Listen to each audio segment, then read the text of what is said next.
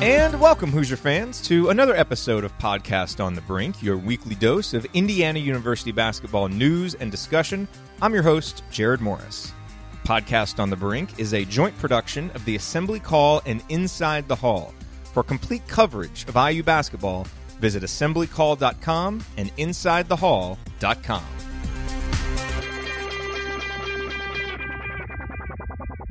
Hey, so you might have heard about Blue Apron. That's the meal service company where they send you meals each week and they send you all the ingredients so it's ready to cook. Well, if you've been thinking about trying Blue Apron, go to insidethehall.com/Blue Apron and find out details for how you can get $30 off of your first order. And if you're interested in learning more and want to hear about my personal experience using Blue Apron, stick around for the end of this episode and I will share that story with you. And again, that URL is insidethehall.com/Blue Apron. On this week's edition of Podcast on the Brink, John Crispin from the Big Ten Network is back, and we talk about his affinity for Juwan Morgan, both as a player and as a person. We talk about why Archie Miller has by far the toughest job of any of the new coaches in the Big Ten. We get John's perspective on Indiana's shooting, and I think he has a really insightful answer for why so many Hoosiers are struggling as shooters this year. And John tells us the story of how he got engaged at Simon Skjodt Assembly Hall. Did you know that? It's a great story. He tells us that and also paints a picture for how Indiana can beat Purdue on Sunday. All of that coming up on this edition of Podcast on the Brink. Buying tickets to sports and concerts can be complicated and confusing, but there is a better way to buy, and that is with SeatGeek. SeatGeek is the smartest, easiest way to get tickets to every type of live event. Whether you're searching for a last-minute deal, planning a night out, or need to find the perfect gift, SeatGeek helps you find the best seats at the best prices, fully guaranteed. There is nothing quite like seeing your favorite team or musician in person, and SeatGeek will get you closer to the action for a great value. I have the SeatGeek app on my phone. I can vouch that it is by far the easiest way that I have found to shop for tickets. I can be anywhere, and with just a few taps, I can instantly find seats. I'm planning on doing that with my wife. We have a 17-month-old, but we're planning some date nights out, and one of the things we're going to do is look for some musicians that we want to see, and SeatGeek will be the first place that we go to look for concert tickets here in Dallas where we live, so hopefully we can find some, because we know if they're there, and if there are good prices, then we will find them on SeatGeek, because SeatGeek is designed to make your ticket buying experience easier than ever. SeatGeek saves you time and money by searching multiple ticket sites to compare prices and help you find amazing deals. And best of all, Podcast on the Brink listeners get $20 off of your first SeatGeek purchase. Just download the SeatGeek app and enter the promo code BRINK today, BRINK, for $20 off your first SeatGeek purchase.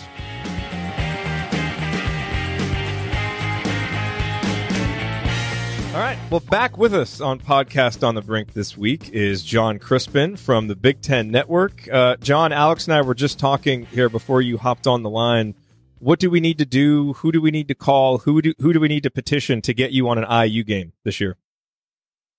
You know what? Probably someone at the Big Ten Network. It's one of those things where the schedule comes out early, and when the teams like Michigan State are first in the country, and then there's Indiana, and this is full disclosure, and when Indiana is kind of the unknown, It's like, do I give up the Michigan State game to catch an IU game, or do we give them a year? And right now I'm regretting it because, as you guys know, I think I've told you this, I got engaged at Assembly Hall. It's a special place for me. So I would like to get back soon. Wow, engaged at Assembly Hall. We did not have this conversation already? Alex, did we talk about this? I don't know that we talked about it on the podcast. I did know of this happening, but if John wants to share any details, then I'm sure our IU audience would love to hear. Yeah, look, I'm all about ingratiating myself with the Hoosier audience, and I'll say my wife is a Hoosier. Her entire family went to Indiana, and she was a cheerleader at IU.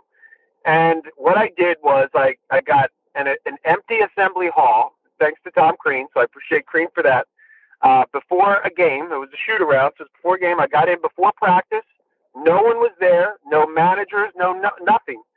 And I basically sold it as look, I want to show you the new improvements they made at Assembly Hall. Before anyone gets there, we'll take a look around, and I was able to get through the facility a little bit, and then I took her up to her parents' season tickets that they've had for 20 plus years, and I said, "Hey, I'll take a picture in your parents' seats, and I'll send it to your parents." So I took a picture, and it's probably kind of weird, and I said, "Here, put this on, and I'll take another picture and send it to your parents." And I tossed her a ring box. So it was as simple as that. But and then I said, by the way, your dad said yes and all that fun stuff. I never got down on a knee. I'm not really. I don't know. Maybe I'm too prideful. I don't know what it is.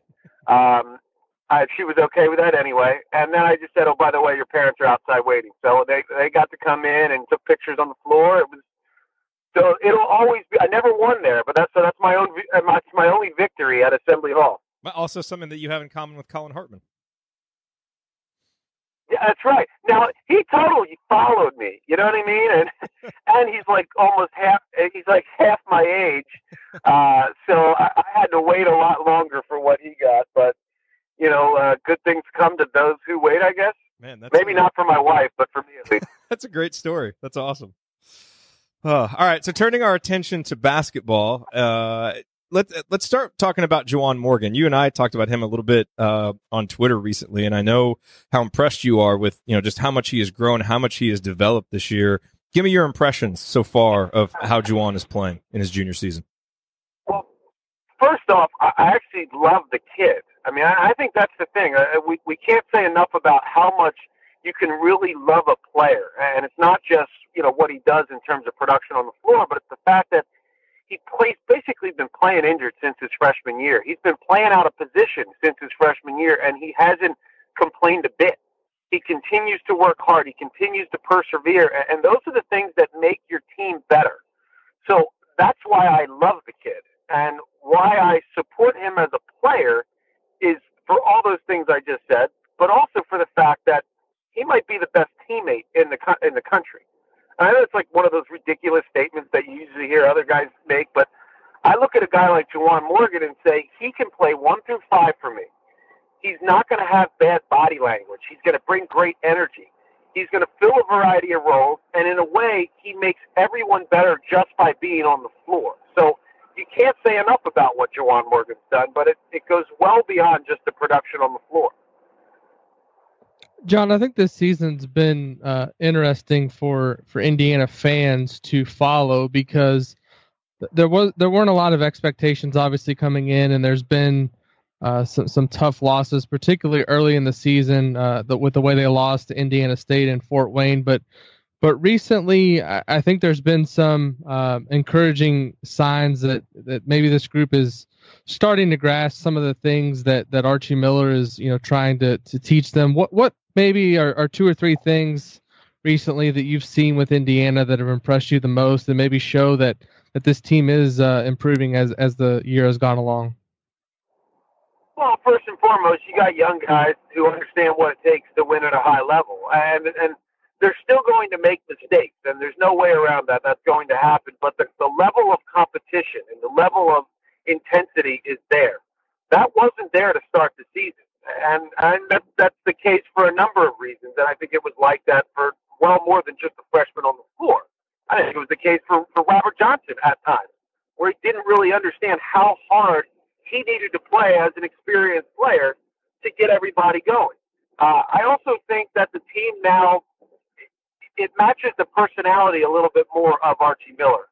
And that's not how it's going to be going forward, because Archie Miller is going to get high-level talent, and he's going to have the challenge of getting that high-level talent to play the way he needs to play. But the team matches Archie's personality in the sense that when you look at some of those Dayton teams, they were undersized, outmatched in so many ways, but they play with that backs against the wall mentality. And I've seen that kind of come into fruition now, which it kind of comes from the fact that coach's messaging has to be consistent, and I think Archie and his staff's messaging has been consistent about how you need to compete. And competing is not just what you do in the game. Competing is who you are in practice. And that's something that is going to continue to be developed. I also think the chemistry on the floor is much better. And chemistry on the floor comes from guys playing together. So you see that they've gotten time on the floor. They understand their roles and responsibilities much better. They're able to hold themselves accountable on the floor. So, and I think Juwan Morgan even said that in the post-game interview once, where he basically said, we're able to hold each other accountable on the floor, where it's not just looking to the bench to see if I did something wrong or I'm coming out. And I think that's huge. Tom Izzo talks about that. Accountability. I need a self-coached team as much as anything else. So I think those three things jump out the most to me, and it's kind of hard to see where the ceiling is at this point. I think that's the biggest challenge for an analyst, is to look at the team and say, where's the ceiling for this team? The other thing I wanted to ask you about, and that I've been thinking about, and this is inevitably going to happen in any league, but Chris Holtmann, Brad Underwood, and Archie Miller are going to be lumped together by some because this is their first year in the league together, and they all went into different situations. Obviously, every school makes a coaching change for different reasons. What do you think with Chris Holtmann? What do you think has made him so successful right away at Ohio State? And also, I'm curious for your impressions on Brad Underwood, because I was at the game the other night in Champaign, and I kind of agreed with what Tom Izzo said after they went to Illinois and won. He said that was the best 0-8 team he's seen in terms of just how hard they played and how hard they competed. I'm just curious kind of for your thoughts on both of those situations, and maybe compare and contrast the situations that each guy inherited. Well, look, it's funny because as an analyst, you say these things, and no one believes you until someone like Tom Izzo says it. And when I had Illinois at Northwestern in early December, it was December 1st, if I'm not mistaken, I looked at an Illinois team that was incredibly competitive. And I said it right then and there. I was like, this team is going to mess things up in the conference. They're not going to be consistent because of the level of intensity with which they have to play. It's going to be hard to sustain that for a new group. They're not going to get that yet. So I kind of saw the hiccups along the road, but at the same time, you look at it and go, this is a really tough team that plays so unique. And that's the thing. There's nobody else in the conference that plays this way. They're going to be good. Not just right now, but I think for years to come, when he gets athletes that fit that system and guys that have, juniors and seniors who understand what it takes to maintain that level of intensity, that's an Illinois team who's going to be very good. And it's a unique team. The way they play, it's different than anything else. I think the same could be said for Ohio State. Now, Ohio State and Chris Holtmann, he kind of walked into the perfect storm. And I'd say at first the perfect storm was a bad thing, meaning he got the job in June, and how are you going to turn this program around in June? You've got a few pieces there, but what can you really do with guys like Keita Bates-Diop who don't really have a strong personality? He's a great kid. He's a great player, but can he really lead a team? Well, it all seemed to come together because the players match the personality of a coach. And I think that's why they're playing so well right now. It's a simple system. They don't run a ton of sets. They run action. And he's taught those actions very well. I mean, actions could be as anything from a banana cut, a down screen, a flare screen, ball screen, all those things. But he teaches the options out of those actions. And I think simplifying the process has given that Ohio State team confidence. They are playing with a ton of confidence right now, regardless of losing to Penn State. They're playing with a ton of confidence because they trust one another. They trust the system. Now, Archie may have the toughest job of all. I'd say, quite frankly, I think he's got the toughest job of all, hands down, because it's Indiana basketball and the expectations are always high. And when you take the job, when people are talking about how you're going to hang banners again, you get there and you go, all right, well, how are we going to do that? Because now you start to learn throughout the process of this first year what it's really like to be the coach of the Indiana Hoosiers. And it's probably one of the top 5 toughest jobs out there because of the expectation, because of the demand for excellence. Now, that's also why Archie Miller took this job. So he's got to figure out how to get guys that will listen to what he wants them to do, will buy into being a part of something bigger than just themselves. And that is hard because the players that you want to attract at Indiana are top 20 caliber players.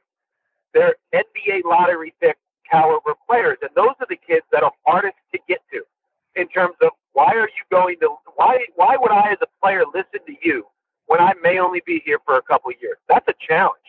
So I think Archie's got the toughest job, and it didn't make it any easier when you lose to start the season to Indiana State and Fort Wayne. So that's where the challenge really sets in. Can you get the players that Indiana expects to get, and can you get them to buy into being a part of something bigger than just themselves? So far, I think Archie's time it's going to take a little bit more time to get to where he wants them to be and to get them where the Hoosier fans want them to be. Hey there.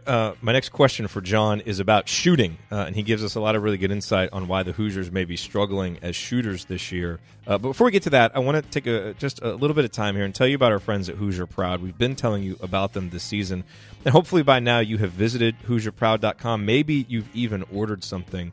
But all the reasons why you should do this, they're the same, and they actually keep getting better because our friends at Hoosier Proud keep adding new shirts and new things to their product line, especially when it comes to Indiana stuff. This is the first year they've had officially licensed IU gear, so you can go check out their basketball-themed shirts and their football-themed shirts and even their soccer-themed shirts. They also have the official Inside the Hall t-shirts, as well as all of their unique, really interesting designs that are inspired by unique elements of the Hoosier State. I know I just said unique twice there in one sentence. Please forgive me. But the other great thing about Hoosier Proud is they support Indiana-based charities. So when you buy T-shirts from HoosierProud.com, you're supporting charities that are based in the Hoosier State, and you can go to their website and find out what those charities are. And when you go and when you order, they're going to take good care of you because you're an Inside the Hall listener. So or a Podcast on the Brink listener, but a supporter of Inside the Hall. So use the promo code BRINK, BRINK, when you order, and you will get 15% off of your entire order. Not just the Inside the Hall shirts, but anything that you get, your entire order at HoosierProud.com. So again, the URL, HoosierProud.com. The promo code is BRINK, BRINK. Go check them out today or sometime this week. And now back to our discussion with John Crispin, and let's get into a discussion about shooting. John, I want to ask you about shooting. When you played, both at Penn State and UCLA, you were known as a really good shooter, both three-point shooter, free throw shooter. And the biggest problem for Indiana this year has been shooting. We've seen improvement in terms of turnovers. We've seen improvement in terms of defense, things that had been such struggles, certainly last year. And I think fans have been very encouraged by that. But now you see Indiana losing a game to Illinois because they go 16 of 29 from the free throw line. And it feels like such a struggle to get any kind of consistency from deep. And I think a big part of that frustration is you see guys who have been good shooters in the past. Robert Johnson, who's finally coming on a little bit but has really struggled. Colin Hartman, who's really struggling with his shot. Devontae Green, who shot much better last year from three-point range than he is this year. To what do you attribute the shooting struggles of Indiana, especially guys who have a track record of being good shooters, but for whatever reason this year just have really struggled to find any consistency? Well, the challenge there is that from the viewer's eyes, on the surface, they're getting good looks, right? The ball moves around the perimeter. You've got an open three. You should make that shot. Well, they're not the same shot that they were used to getting last year. And you've got to give Tom Creek credit for the things that I think people that watch him on TV start to realize that he's a great teacher. He really is. He knows the game very well, and he was able to, throughout the years, teach these guys not only how to shoot, but the type of shots that are higher percentage shots. And those were downhill drive and kick shots. Those were inside-out shots. So guys were stepping into a three-point shot as opposed to catching the ball from the side, turning and squaring their shoulders, and getting the shot up. There's less rhythm in the shots that they're getting right now. And that's what's going to take time. And I think people get frustrated with it, but it's a rhythm issue. It's not a mechanics issue. It's a rhythm issue. And when you don't have rhythm in the game, when it comes to, making threes or getting certain jump shots, then that's going to affect your foul shooting because you don't have the same confidence when you got the ball in your hand. So again, it's a different system. And people think that, well, they're getting good looks. Why aren't they making them? There's so much more going on beneath the surface than you realize. It's the type of shot you get. It's the rhythm in the shot.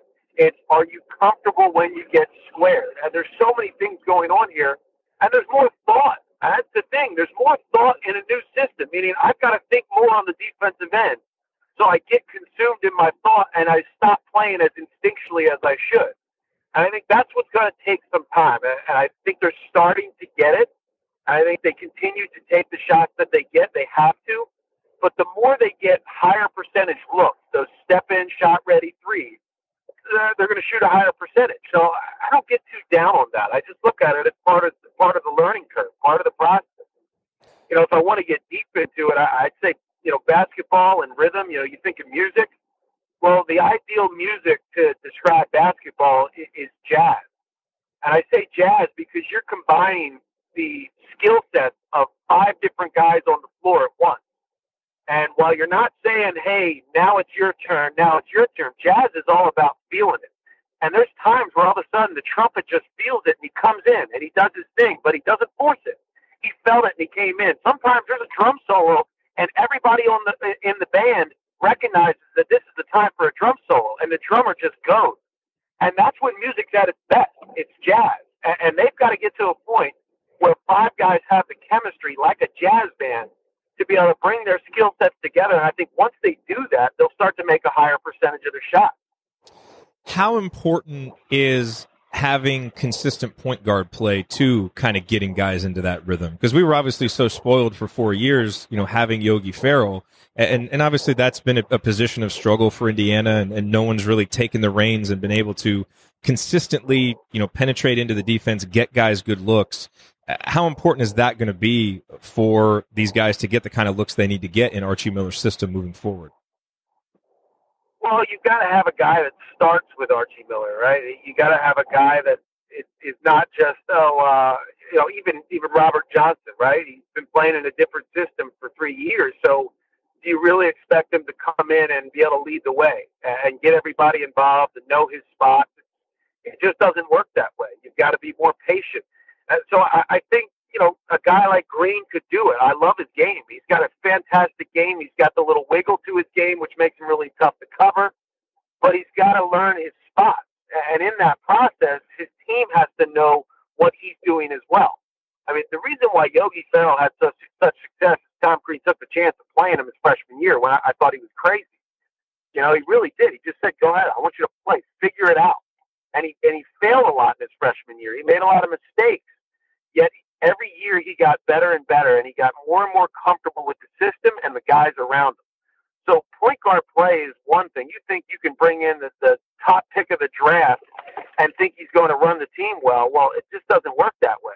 I mean, you could bring Isaiah Thomas in, and it's going to take time to figure out how he fits with the team and how the team fits with him. So that's another thing of and people don't want to hear this, but it's another way to point towards patience. It takes time. So if you want these guys to be a legitimate contender for year on out, then you got to give them patience. You've got to give them time. John, I think we can all agree that Purdue, Michigan State, Michigan, Ohio State are going to be NCAA tournament teams. Beyond that, are you seeing anyone else in the Big Ten that could make the tournament? I'm looking at maybe Nebraska, but they really kind of lack a signature win to this point. Anybody else standing out to you as a team that could potentially make the tournament? Yeah, I would say Nebraska is the team. Just because you look at their schedule to close out the season, it's not that strong. It really isn't. They should win the game that they're supposed to win. And I think considering the fact that there may just be 5, I can't imagine that the tournament committee doesn't put some weight on the fact that they've had a good Big Ten season and they played a really brutal schedule. I mean, you look at their schedule in December, that was ridiculous. So you've got to give them credit for that. I think the other team, it's probably got to be Maryland, but since the Justin Jackson injury, they're not the same team. They really aren't. They've become a 2-man show with Cowan and Herter, and the balance isn't there. And the teams that make it to the NCAA tournament that don't have elite-level talent, they have to be really balanced. I mean, that's Ohio State. That's Wisconsin in the last 20 years. They haven't had elite-level talent, yet they play with such great balance that the 5 guys on the floor are better than any individual that they might be playing against. So I just don't see it from anybody else. I think Penn State was the team that had to have that year. We saw the big win against Ohio State, and they almost gave it away, but they don't play with the chemistry that a top 25 team needs to be able to play with, yet they have top 25 talent. So I think there's been a few programs that have been a disappointment, none of which are the new teams in the league. And I didn't say new teams, meaning new coaches. The new coaches in the league, I think, have shown that there's going to be good things for here to come. It's the teams like Iowa and Penn State who have all the talent in the world that just can't seem to get it together. John, what do you attribute the struggles of Northwestern to? Obviously, they lost Sanjay Lumpkin, and maybe a lot of people overlooked his importance to the team. But is it just a matter of them kind of reaching their goal last year and not coming back with the same hunger, or is it a combination of maybe losing Lumpkin and that? I mean, what have you seen from watching them this year? Well, I think it is exactly. They reached their goals. They got to the mountaintop, and it's because of all the things that come from that. So it's that right there. But what that also means to an individual is, hey, we did it as a team. Now, what do I need to do to make it to the next level? And we did it as a team. People now think I'm a celebrity on campus. We did it as a team.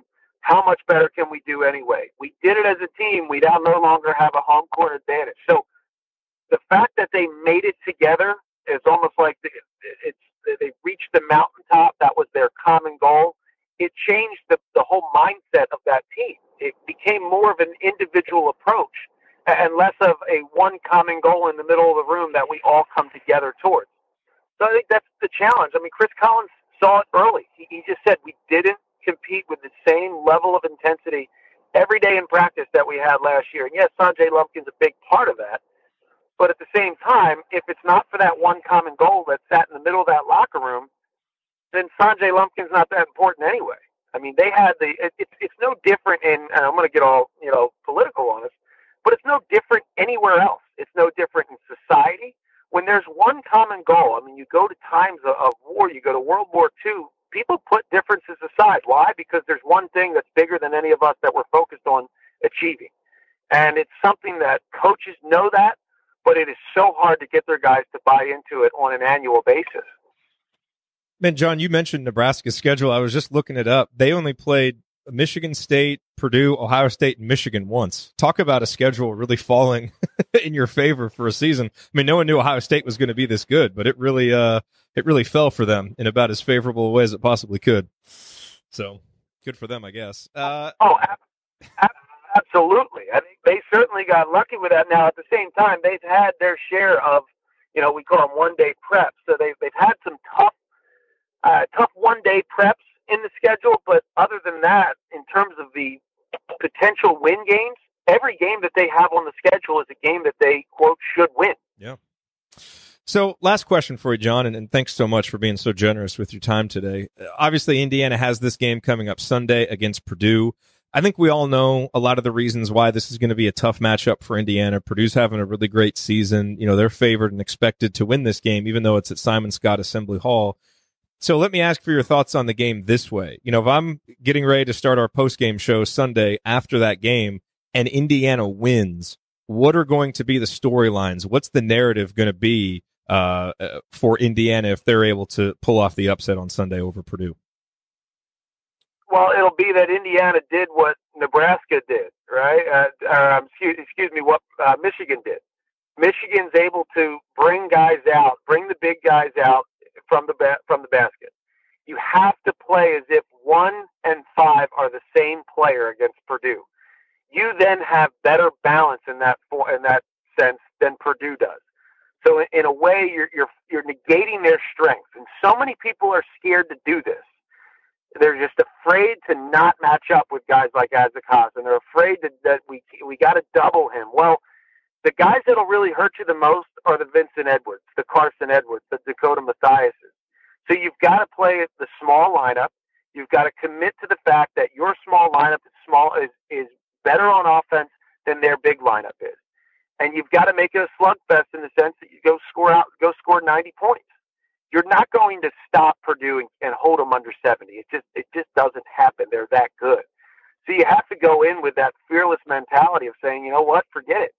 We don't have anybody that can stop Isaac Haas. And if we overcommit to the paint, we're going to get buried from three, as Iowa did, because Iowa defended the paint so much better. And I saw guys, they put some breakdowns together and say, hey, look what Iowa did to limit Isaac Haas. And I'm like, well, so what? You limit Isaac Haas and you gave up threes. And the threes are the ones that kill you the most. Those are high percentage threes. So I would rather be beaten by Isaac Haas, who's only going to play 19 minutes, than I would be okay with being beaten by Vincent Edwards, Carson Edwards, and Dakota Mathias, who are going to play 30 plus. So you have to commit to being small. And if you do that, you give yourselves a chance. you don't give yourselves a chance if you overcommit to the basketball down in the paint. I've seen the team too much. He's always insightful. He's always engaging, and we hope that he is doing an IU game soon. John Crispin, thank you so much for joining us on Podcast on the Brink. My pleasure, guys. Anytime. All right, so at the beginning of the episode, I told you about Blue Apron. And again, we have an affiliate relationship with them. So if you've been thinking about trying Blue Apron, go to InsideTheHall.com/Blue Apron. You can get $30 off of your first meal order, and we'll get a commission as well. So again, it's a great way to support the show, a great way to get started with Blue Apron at a discount and kind of give it a try. And in advance of doing this, I decided to try it out myself. My wife and I have talked about doing it, and so we finally decided to start doing it here in the new year. And I would say so far, so good. We've done 4 meals. I've enjoyed 4 of them. My wife, she didn't necessarily like the one that we had last night as much. We had a Cajun kale quiche, and she's just not a big quiche person, so that's really why. She actually said it tasted pretty good for a quiche, but she said in the future we shouldn't use our Blue Apron meals for a quiche, which I think is probably right. But you know, some of the other meals that we had seared grass-fed steaks with sweet chili glazed vegetables. We had ancho orange chicken with kale rice and roasted carrots. And obviously it's great to, you know, look at the menu, choose what you want to eat, and then you get this box. We get our orders on Friday afternoon. This box comes on Friday afternoon, and everything is in there. All the ingredients are portioned out correctly. There's really easy instructions. And so it makes cooking and preparing these meals a pretty simple process, and it's fun. And you know, look, if you just want to have a good meal and eat it simply, Blue Apron is great. If you are kind of an amateur chef, and I would barely call myself an amateur chef, I mean, I enjoy cooking. I'm not that great at it, but I do like learning kind of new cooking techniques. And so that to me has been the most fun part about this. You know, like making the kale rice. Like that's not something I'd thought about before, but my young daughter, she's about 18 months old. She loves eating that rice. And so now, you know, by going through and doing this, I learned how to do that. Now I can go make it on my own. So that's kind of been, you know, a secondary or a tertiary bonus. So anyway, just give it a try. Check out InsideTheHall.com/Blue Apron. They've been around for a while, so, you know, pretty trustworthy. The boxes with the meals come, you know, really reliably. Everything in there has been fresh, has tasted really good, and they have a lot of great options. So you get a few options you can choose from. You can get them whatever day of the week that you want. So they really try and tailor the experience to you. They try to do it in a sustainable way, which is nice. So yeah, just that's my pitch. Give it a try. InsideTheHall.com/Blue Apron. And if you live anywhere near a Costco actually has a nice little gift certificate deal. I think for like $100 you can get $150 worth of Blue Apron meals, and so we did that, and so it was actually a way to get even better value for our money, and that still works with the $30 off that you get when you go to InsideTheHall.com/Blue Apron. So just a little pro tip there. All right, that's it. Give it a try, and when you do, let me know. Send me a note at Assembly Call, or email me, Jared@assemblycall.com, and I'd love to know how it goes for you. InsideTheHall.com/Blue Apron. Thank you for listening to this episode of Podcast on the Brink. We always appreciate you being here. To get more from me and from Alex, visit assemblycall.com and insidethehall.com for complete coverage of Indiana University basketball. If you liked this episode, please consider sharing it with a friend or family member who loves IU basketball as much as you do. You can also support the show by leaving a rating and review on iTunes, which helps us get the word out to more IU fans like yourself. We will be back next week with a new episode. Until then, as always, go Hoosiers.